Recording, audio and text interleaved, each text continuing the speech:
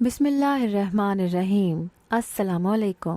میں نے اپنے سسرال والوں سے یہاں تک کہ اپنے رشتہ داروں سے بھی لڑ جھگڑ کے اپنی بیٹی کو اسکول بھیجا تھا۔ وہ لوگ تو اس کی تعلیم کے خلاف تھے، لیکن کچھ دنوں سے اس کی حرکتیں بہت مشکوک ہو گئی تھیں۔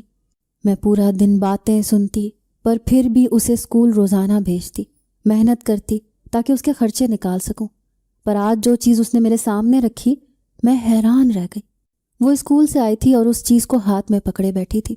میرے سامنے ایسے بیٹھی تھی جیسے بہت بڑا ورلڈ کپ لے کر آئی ہے، اور میں اس کی تعریف کروں گی۔ میں نے اس سے پوچھا کہ یہ سب کیا ہے، کیا کرتی رہتی ہو تم اسکول میں؟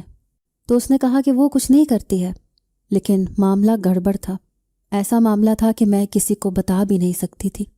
ایک دن میں اس کے اسکول چلی گئی اور دور سے دیکھ کر ہی پتہ چل گیا کہ وہ کیا کر رہی تھی۔ پاس جانے کی ہمت نہیں تھی، لیکن وہ منظر مجھے مار ڈالنے کے لیے کافی تھا، کیونکہ میری بیٹی میرا نام امبرینا ہے۔ میں اپنی جوانی میں بہت خوبصورت ہوتی تھی، اتنی خوبصورت کہ میرے شوہر نے جب مجھے دیکھا تو سب کے سامنے یہ کہہ دیا کہ اسے جہیز نہیں چاہیے، بس یہ لڑکی اس کے نکاح میں دے دی جائے۔ وہ میرا کزن تھا، لیکن زیادہ نزدیک کا کزن نہیں تھا۔ ہم دونوں کی شادی ہو گئی اور میں گھر آ گئی، پر اس بات کے لیے میری ساس نے مجھے کبھی معاف نہیں کیا کہ میں کچھ بھی لے کر نہیں آئی۔ میرے ماں باپ نے مجھے کچھ نہیں دیا تھا، جبکہ باقی بہنوں کو کچھ نہ کچھ تو دیا ہی تھا۔ انہوں نے کہا کہ جب تمہارے شوہر نے انکار کر دیا تو پھر ہم کچھ کیوں دیں؟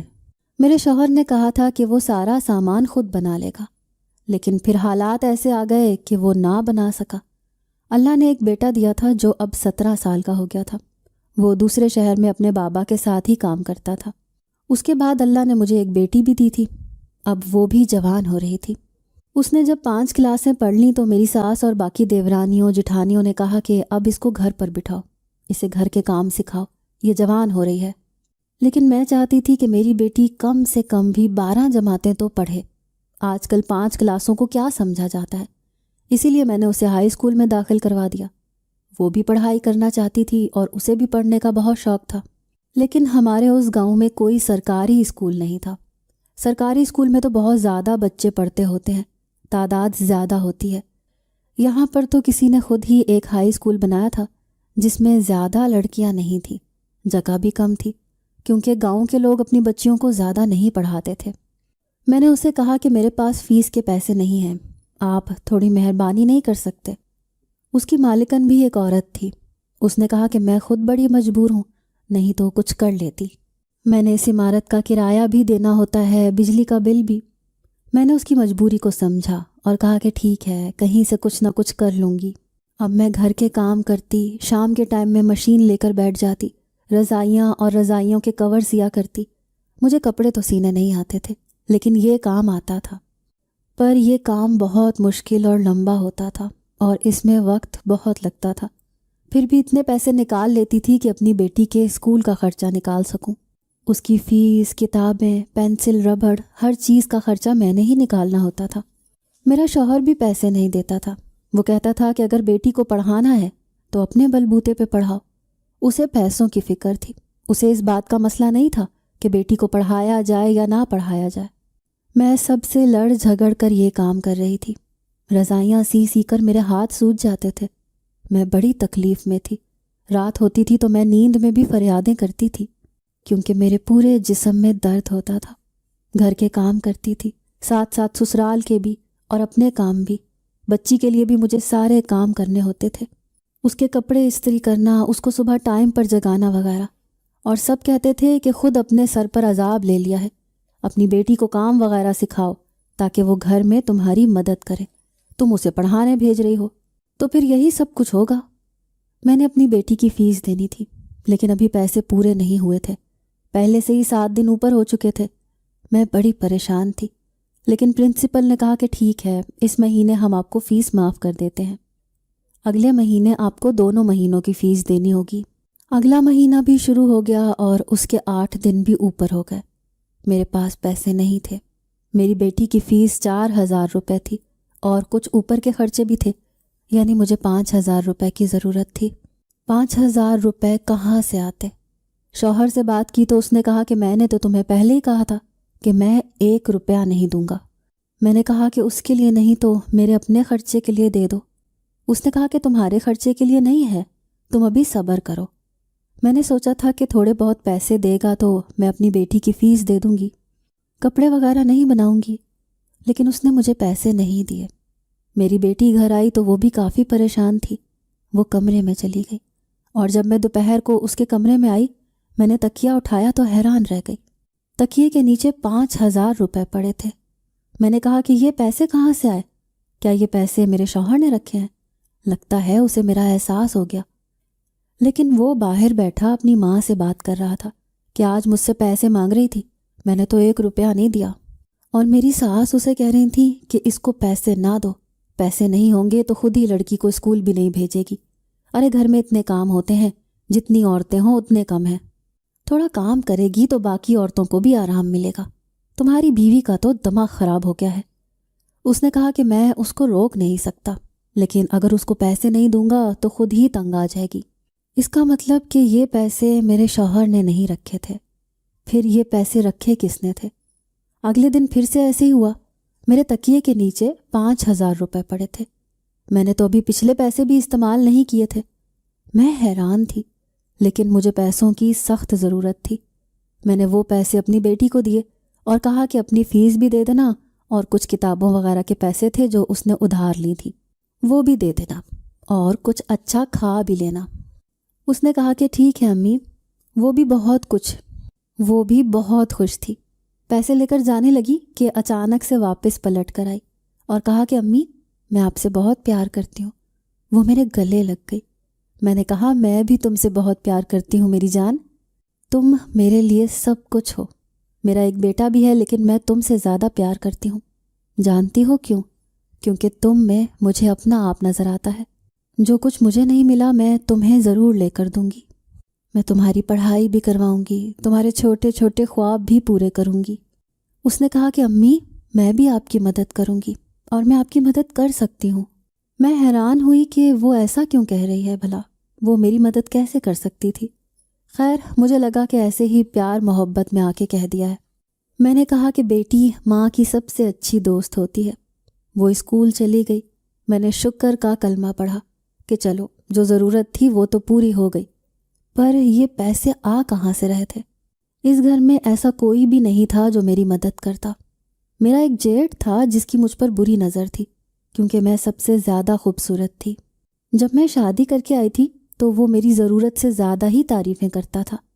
میں سمجھتی تھی کہ شاید یہ اس کا انداز ہے اور وہ سب کے ساتھ ہی اسی طرح سے پیش آتا ہے، پر پھر مجھے پتہ چلا کہ ایسا ویسا کچھ نہیں ہے، وہ صرف میرے ساتھ ہی اس طرح سے پیش آتا تھا۔ پھر یہ بات میرے شوہر تک پہنچ گئی۔ میرے شوہر نے کہا کہ تم نے اسے سلام بھی نہیں کرنا۔ یہ ایسے ہی خوبصورت لڑکیوں کو دیکھ کر ان کے ساتھ اس طرح کے جملے استعمال کرتا ہے اور باتیں کرتا ہے، کیونکہ اس کی اپنی بیوی بہت زیادہ موٹی ہے۔ تب سے میں اس سے دور ہی رہتی تھی، لیکن کبھی کبھی وہ میرے حق میں بول لیتا تھا۔ مجھے لگا کہ شاید وہ یہ سب کچھ کر رہا ہوگا، لیکن وہ اتنا اچھا نہیں تھا کہ میرے لیے 10,000 روپے نکال کے رکھتا۔ وہ تو اپنی بیوی کو پیسے نہیں دیتا تھا تو مجھے کہاں سے دیتا؟ اسے مجھ سے کوئی اور مطلب تو ہو سکتا تھا، لیکن میرے لیے اس کے دل میں نیک نیتی نہیں ہو سکتی تھی۔ پھر یہ سب کیا ہو رہا تھا؟ اور اصل حیران میں تب ہوئی جب تیسرے دن بھی میرے تکیے کے نیچے 5,000 روپے پڑے تھے۔ اب میں اپنے کمرے پہ نظر رکھنے لگی، کیونکہ کوئی نہ کوئی تو جا کر وہاں پر یہ پیسے رکھتا ہی تھا۔ میں نے سارے کام اپنے کمرے کے پاس بیٹھ کر ہی کیے، برتن بھی باہر بیٹھ کے دھوئے، کپڑے بھی۔ میرے کمرے میں صرف میری بیٹی ہی گئی تھی، اور وہ بھی اسکول سے آنے کے بعد، کیونکہ وہاں پر اس کے کپڑے پڑے تھے، اور پورا دن وہاں کوئی نہیں گیا تھا۔ پھر شام کو میں نے دیکھا تو وہاں پر 5,000 روپے پڑے تھے۔ اس کا مطلب کہ یہ پیسے میری بیٹی نے رکھے تھے۔ پر میری بیٹی اتنے پیسے کہاں سے لے کر آ رہی تھی؟ کہیں میری بیٹی چوری تو نہیں کر رہی تھی؟ کیونکہ اتنے پیسے تو وہ چوری کر کے ہی کما سکتی تھی۔ میں بڑی پریشان ہو گئی۔ میں نے اس کی اتنی اچھی تربیت کرنے کی کوشش کی تھی، کہیں وہ دوسری طرف تو نہیں نکل گئی تھی۔ میں نے ایک دن پیار سے اسے اپنے پاس بٹھایا اور پوچھا کہ بیٹا تم نے میرے تکیے کے نیچے پیسے رکھے تھے؟ تو اس کی شکل پہ ہی لکھا تھا کہ جیسے یہ اس نے کیا ہے۔ اس نے کہا جی امی میں نے رکھے تھے۔ میں نے کہا کہ کیوں رکھے تھے؟ اس نے کہا تمہاری مدد کرنے کے لیے امی، اور کس لیے؟ میں نے کہا کہ پر تم یہ پیسے کہاں سے لے کر آئی؟ اس نے کہا کہ میں نے یہ پیسے خود کمائے ہیں۔ میں نے کہا کہ پر تم کرتی کیا ہو؟ اس نے کہا کہ یہ نہیں بتا سکتی، پر یہ پیسے میں نے کمائے ہیں، یہ میرے کمائے ہوئے پیسے ہیں۔ میری بیٹی اب جوان ہو رہی تھی، خوبصورت ہو رہی تھی، کم سن تھی لیکن بے وقوف نہیں تھی، اپنی عمر سے زیادہ بڑی تھی، کیونکہ اس گھر میں اس نے اپنی ماں کو اپنے باپ سے مار کھاتے ہوئے بھی دیکھا تھا، اپنی دادی سے باتیں سنتے ہوئے بھی دیکھا تھا۔ اس کے اندر کوئی اتنا بچپنا نہیں تھا، اتنی معصوم نہیں تھی، اور یہ تو میں بھی جانتی تھی کہ پیسے کمانا کوئی آسان کام نہیں تھا، اور وہ بھی 5,000 روپے۔ میں نے کہا کہ میمونہ دیکھو، میری بات غور سے سننا بیٹا، یہ جو تم روز 5,000، ابھی میری بات میرے منہ میں تھی کہ میرا شوہر وہاں پر آ گیا۔ اس نے کہا کہ کیا باتیں ہو رہی ہیں 5,000 کے بارے میں؟ میں نے کہا کہ 5,000 روپے کی ضرورت ہے، آپ دے سکتے ہیں؟ مجھے فوراً غصہ آ گیا۔ میرے شوہر نے کہا کہ میرے پاس تو 5 روپے نہیں ہیں، اور آ کر بستر پر لیٹ گیا۔ میری بات ادھوری رہ گئی۔ میری بیٹی کچھ بولنے لگی تو میں نے اسے نہ کا اشارہ کیا کہ کچھ نہیں بولو۔ میں نہیں چاہتی تھی کہ یہ بات میرے شوہر کو پتہ چلے، کیونکہ اگر یہ بات میرے شوہر کو پتہ چلتی تو بہت بڑا طوفان آ جاتا، اور وہ سیدھا جا کر میری ساس کو بتاتا، اور پورے گاؤں میں یہ بات پھیل جاتی۔ پہلے مجھے خود پتہ کرنا تھا کہ آخر بات کیا تھی۔ ویسے یہ بات بہت عجیب تھی کہ میری بیٹی اسکول جاتی ہے، وہاں سے 5,000 روپے کما کے لاتی ہے، آخر وہ اسکول میں ایسا کرتی کیا تھی؟ ایک دن میں اس کے اسکول چلی گئی۔ میں اس کے اسکول میں جا کر پرنسپل سے سیدھا یہ نہیں کہنا چاہتی تھی کہ میری بیٹی یہاں سے 5,000 روپے کما کے لا رہی ہے۔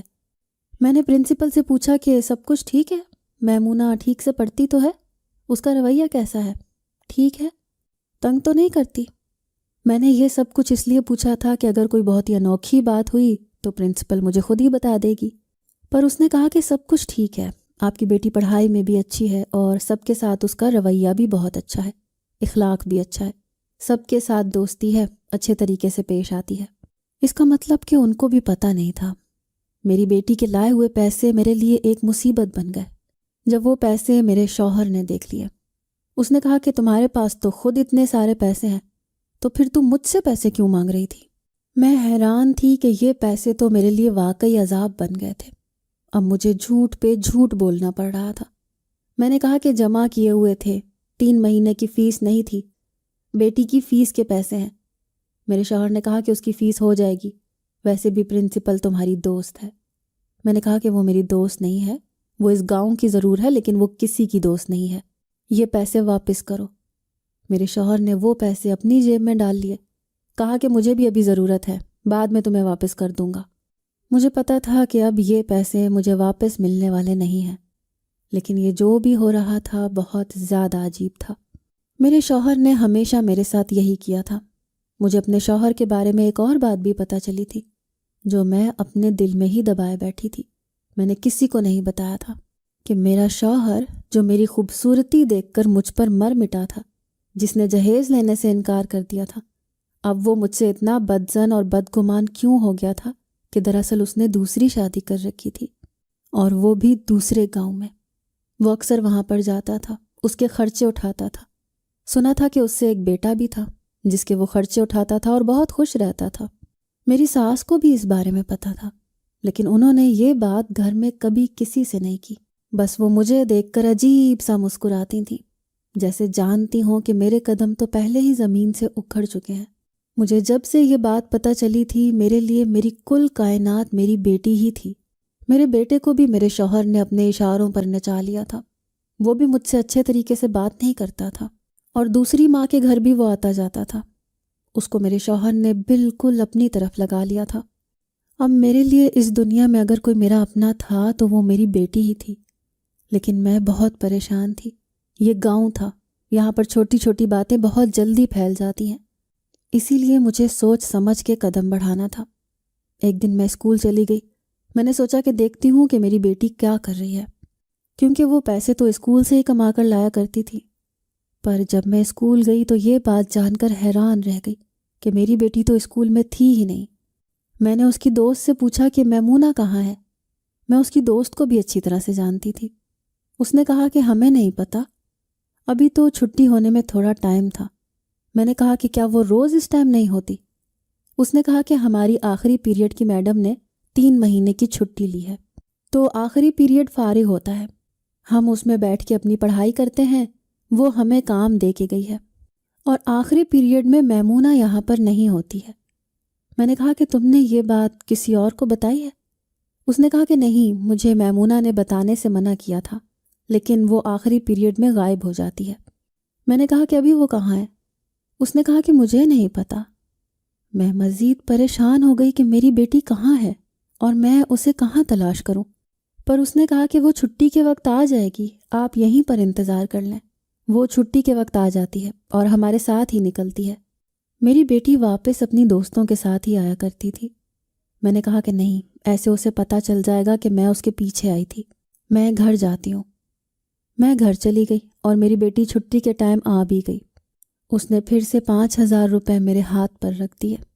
اس نے کہا کہ امی، آپ نے کہا تھا نا کہ تکیے کے نیچے نہیں رکھنا، نہیں تو بابا دیکھ لیتے ہیں، اسی لیے یہ میں آپ کو دے رہی ہوں۔ میں نے اپنی بیٹی کو حیران ہو کر دیکھا۔ اس نے کہا کہ کیا بات ہے امی؟ میں نے کہا نہیں، کوئی بات نہیں ہے۔ اگلے دن میں اس کے اسکول چلی گئی۔ جیسے ہی آخری پیریڈ کا وقت ہوا، میں نے دیکھا کہ وہ اسکول کی ایک ٹوٹی ہوئی دیوار کے اندر سے نکل کر باہر جا رہی تھی۔ میرے تو ہاتھ پاؤں پھول گئے۔ آخر میری بیٹی کیا کر رہی تھی؟ وہ اسکول سے کہاں جا رہی تھی؟ کدھر جاتی تھی؟ اس نے مجھے یہ بات کیوں نہیں بتائی؟ میں بھی اس کے پیچھے پیچھے چلنے لگی۔ وہ چلتی چلتی جا رہی تھی۔ جب وہ تھوڑا آگے پہنچی تو میرے ہاتھ پاؤں مزید کانپنے لگے، کیونکہ وہ جس گھر میں جا رہی تھی اس گھر کے بارے میں ہم سب اچھی طرح جانتے تھے، پورا گاؤں جانتا تھا، اور اگر میری بیٹی کو کسی نے وہاں جاتے ہوئے دیکھ لیا ہوتا تو ابھی تک میری بیٹی اتنی بدنام ہو جاتی کہ اس گاؤں میں کوئی اس سے شادی نہیں کرتا، کیونکہ یہ گھر جن لوگوں کا تھا ان کو ہم سب اچھی طرح جانتے تھے۔ وہ کوئی اور نہیں بلکہ کچھ خواجہ سرا تھے جو یہیں پر رہتے تھے، دوسرے گاؤں میں جا کے ناچ گانا کیا کرتے تھے، یا کسی کا بچہ ہوتا تھا تو ان کو بلایا کرتے تھے۔ ان کے گھر میں کوئی بھی نہیں جاتا تھا، ان سے کوئی میل ملاپ نہیں رکھتا تھا۔ وہ تیار ہو کر باہر نکل جاتے تھے۔ میری بیٹی وہاں پر کیا کر رہی تھی؟ اس کا وہاں پر کیا کام تھا؟ کیا مجھے اندر جانا چاہیے تھا، یا پہلے مجھے یہ بات اپنے شوہر کو بتانا چاہیے تھی؟ لیکن اگر شوہر کو بتاتی تو وہ میری بیٹی پر ہاتھ بھی اٹھاتا، اس کی پڑھائی بھی بند کروا دیتا۔ اسی لیے میں خود ہی آگے بڑھ گئی۔ میری بیٹی تو اندر چلی گئی۔ آخری پیریڈ اور چھٹی کے ٹائم کو ملا کر وہ یہاں پر تقریباً 2 گھنٹے گزارا کرتی تھی۔ اس کا بیگ بھی اسی کے پاس تھا۔ میں نے دروازے پر دستک دی تو اندر سے خواجہ سرا باہر آیا، جو مجھے دیکھتے ہی پہچان گیا۔ میں نے اسے دھکا دیا اور میں اندر داخل ہو گئی، اور سامنے کا منظر دیکھ کر میں حیران رہ گئی۔ میری بیٹی وہیں پر بیٹھی تھی۔ وہ مجھے دیکھ کر گھبرا سی گئی۔ میں نے کہا کہ کیا کر رہی ہے تو یہاں پر؟ بول، کیا کر رہی ہے؟ کیوں اس خواجہ سرا کے پیروں میں بیٹھی ہے؟ تیرا یہاں پر کیا کام ہے؟ تجھے میں نے بتایا تھا نا کہ اگر تو نے کوئی ایسی ویسی حرکت کی، میری عزت برباد کی، تو میں تجھے کبھی معاف نہیں کروں گی۔ ارے تیرے لیے میں نے سب سے جھگڑا مول لیا۔ تیرا باپ بھی ہمارا نہیں، وہ بھی کبھی ہمارے لیے کھڑا نہیں ہوگا۔ ہم پر کوئی مصیبت آئی تو سارے خاندان والے تالیاں بجائیں گے۔ کیا کر رہی ہے تو یہاں پر؟ میں اپنی بیٹی کو تھپڑ مارنے لگی۔ خواجہ سرا کے گرو نے میرا ہاتھ ہوا میں ہی روک لیا۔ میں نے اپنا ہاتھ جھٹک کر واپس چھڑوا لیا۔ میں نے کہا کیا کر رہے ہو تم لوگ میری بیٹی کے ساتھ؟ تب اس نے مجھے ایسی بات بتائی کہ میری آنکھوں میں آنسو آ گئے، اور میں زمین پر ایسی بیٹھی کہ جیسے میرے جسم سے روح نکل گئی۔ میں نے اپنی بیٹی کی طرف دیکھا، وہ بھی رو رہی تھی۔ مجھے خواجہ سرا نے بتایا کہ آپ کی بیٹی ہمارے پاس کام کرنے کے لیے آئی تھی۔ اس نے کہا تھا کہ وہ ہمارے گھر کو صاف کر دیا کرے گی۔ بہت پیاری بچی ہے، ہم لوگ برے نہیں ہیں، ہم اس سے سارے گھر کا کام کروا سکتے تھے، لیکن ہم نے پوچھا کہ تم یہ کام کیوں کرنا چاہتی ہو، کیونکہ ہم آپ کو جانتے تھے، ہمیں پتہ تھا کہ یہ آپ کی بیٹی ہے۔ اس نے کہا کہ میری امی میرے لیے بہت محنت کرتی ہیں، پریشان رہتی ہیں، تھک جاتی ہیں۔ رات کو جب سب سو جاتے ہیں تو میری امی نیند میں درد سے فریادیں کرتی ہیں۔ ان کی پوری ہڈیوں میں، جسم میں درد رہتا ہے، لیکن اگلے دن وہ پھر سے کھڑی ہو جاتی ہیں۔ اسی لیے میں ان کے لیے کچھ کرنا چاہتی ہوں۔ ہمارا یہ گھر بہت بڑا تھا اور ہمیں نوکرانی کی ضرورت تھی، دراصل جو نوکرانی یہاں پر کام کرتی تھی وہ یہاں سے کام چھوڑ کر چلی گئی اور اس نے اس لڑکی کے اسکول میں کام کرنا شروع کر دیا۔ وہاں پر وہ کسی کو یہ بات بتا رہی تھی کہ وہاں پر پیسے تو اچھے ملتے تھے، لیکن میں ایسے لوگوں کے گھروں میں کام نہیں کرنا چاہتی، برے لوگ ہوتے ہیں نا، اسی لیے۔ وہیں سے اس نے یہ بات سن لی اور یہ ہمارے پاس آ گئی۔ ہم نے کہا کہ ہمارے پاس تمہارے لیے کوئی کام نہیں ہے، اگر تمہیں تھوڑے بہت پیسے چاہیے تو وہ ہم دے دیں گے، پر اس نے کہا کہ یہ محنت سے پیسے کمانا چاہتی ہے، اسی لیے ہم نے اس سے 2-4 دن کام کروایا۔ پھر آہستہ آہستہ پتہ لگنے لگا کہ یہ بہت اچھا میک اپ کرتی ہے، اس کو بہت اچھا میک اپ کرنا آتا ہے، اور ہم نے اس سے تھوڑا بہت خود سے بھی سکھایا ہے، چیزوں کے بارے میں بتایا ہے کہ پہلے کیا لگاتے ہیں۔ ہمیں لگتا ہے کہ آپ کی بیٹی کے ہاتھ میں قدرتی ٹیلنٹ ہے، اسے برش چلانا آتا ہے، یہ کوئی عام بات نہیں ہے۔ اگر یہ پینٹنگ کرے تو بہت اچھی پینٹنگ کر سکتی ہے، اور میک اپ بھی تو پینٹنگ ہی ہوتا ہے۔ یہ ہم سب کا میک اپ کرتی ہے، اور وہ بھی بہت اچھا۔ اس ٹائم تک تیار ہو کر ہم لوگ نکل جاتے ہیں، اور پھر پوری رات تک ہمیں کام ہوتے ہیں، تو 2 گھنٹے کے اندر ہی 15-15 منٹ میں ہم سب کو تیار کرتی ہے، اور بہت جلدی جلدی کام کرتی ہے۔ ہم لوگ اگر ایسا میک اپ باہر سے کروائیں تو ایک انسان کے 2-3 ہزار تو لگتے ہی ہیں، بلکہ شاید اس سے بھی زیادہ۔ تو ہم اسے اکٹھے ہی 5,000 روپے دے دیتے ہیں، اور یہ بھی خوش ہو جاتی ہے اور ہمارا بھی کام ہو جاتا ہے۔ ہماری کمائی ہمارے لیے بھی حرام کی نہیں ہوتی ہے، کیونکہ ہم اس کے لیے محنت تو کرتے ہیں۔ حرام کی کمائی تو وہ ہوتی ہے جو آپ گھر بیٹھے کمائیں اور آپ کو اس کے لیے ہلنا بھی نہ پڑے، لیکن ہم تو بہت زیادہ محنت کرتے ہیں، پر جو یہ یہاں سے کما کے لے جاتی ہے وہ کیسے حرام ہو سکتا ہے؟ یہ تو اس کے لیے کام کرتی ہے۔ میں نے اپنی بیٹی کو دیکھا تو میں حیران رہ گئی کہ میری بیٹی، میری معصوم سی پری، اس نے کیسے یہ سب کچھ سوچا، کیسے اس کے اندر یہ بات آئی، یہ خواہش پیدا ہوئی، اور پھر اللہ نے اسے ایک ٹیلنٹ دیا اور اس نے اس ٹیلنٹ کا استعمال کیا، اور وہ اتنے سارے پیسے کما رہی تھی۔ انہوں نے کہا کہ آپ اپنی بیٹی پہ کبھی ہاتھ نہ اٹھائیے گا، آپ کی بیٹی بڑی ہی احساس کرنے والی لڑکی ہے، ایسی اولاد تو قسمت والوں کو ملتی ہے۔ میں نے اپنی بیٹی کو گلے سے لگا لیا، اس کے آنسو صاف کیے۔ وہ اس طرح سے رو رہی تھی کہ جیسے اس نے کچھ غلط کر دیا۔ میں نے اس سے کہا کہ تم نے کچھ غلط نہیں کیا، تم نے تو اپنی ماں کا احساس کیا ہے، اس کا احساس کیا ہے جس کا احساس اس کے اپنے ماں باپ نے بھی نہیں کیا تھا، شوہر نے نہیں کیا، سسرال والوں نے نہیں کیا، لیکن آج میری اولاد نے میرا احساس کیا۔ یہ بہت بڑی بات ہے۔ میں نے ان لوگوں کو کہا کہ اگر یہ بات گاؤں والوں کو پتہ چل گئی تو بہت برا ہوگا۔ انہوں نے کہا کہ یہ بات کبھی بھی پتہ نہیں چلے گی، آپ ٹیوشن کا بہانہ کر کے اس کو گھر سے بھیج دیا کریں، ہم اس کو باحفاظت واپس بھی چھوڑ دیں گے اور راستے سے پکڑ بھی لیں گے، کسی کو پتہ بھی نہیں لگنے دیں گے، کیونکہ اس طرح پھر اس کے اسکول کا حرج ہوگا۔ میں نے کہا کہ ہاں ٹھیک ہے، میں ایسا ہی کچھ کرتی ہوں، کیونکہ میری بیٹی میرے لیے یہ کام کرنا چاہتی تھی، اور 2 گھنٹے سے کوئی فرق نہیں پڑتا تھا۔ اب میری بیٹی یہ کام کرتی تھی، اور میں نے گھر والوں کو کہا تھا کہ وہ ٹیوشن جاتی ہے، میرے پاس پیسے وغیرہ بھی ہوتے تھے، میں انہی پیسوں سے اپنی بیٹی کے لیے چیزیں لیتی تھی، کپڑے بناتی تھی۔ میرے شوہر کی دوسری شادی کے بارے میں مجھے پتہ چل گیا تھا۔ جب میں نے اس سے لڑائی جھگڑا کیا تو وہ ہمیشہ کے لیے اپنی دوسری بیوی کے پاس چلا گیا۔ کچھ عرصے بعد میرا بیٹا بھی واپس آ گیا، کیونکہ پھر سوتیلی ماں تو سوتیلی ماں ہی ہوتی ہے۔ مجھے میرے شوہر کی دوسری شادی کے بارے میں پہلے سے ہی پتہ تھا، لیکن میں خاموش تھی۔ اب خاندان والوں کو بھی پتہ چل گیا، وہ لوگ باتیں تو کہہ رہے تھے، لیکن اس سے میرے شوہر کو کیا فرق پڑتا تھا، وہ ہمیشہ کے لیے وہیں چلا گیا۔ میرے بیٹے کو بھی میں نے سب کچھ بتا دیا، اسے اس بات سے کوئی مسئلہ نہیں تھا۔ اب ہم تینوں ہی ایک دوسرے کا سہارا تھے اور اس گھر میں رہ رہے تھے۔ آہستہ آہستہ ہمارے پاس اتنے پیسے آ گئے، ہم نے الگ گھر لے لیا اور میں وہاں پر رہنے لگی۔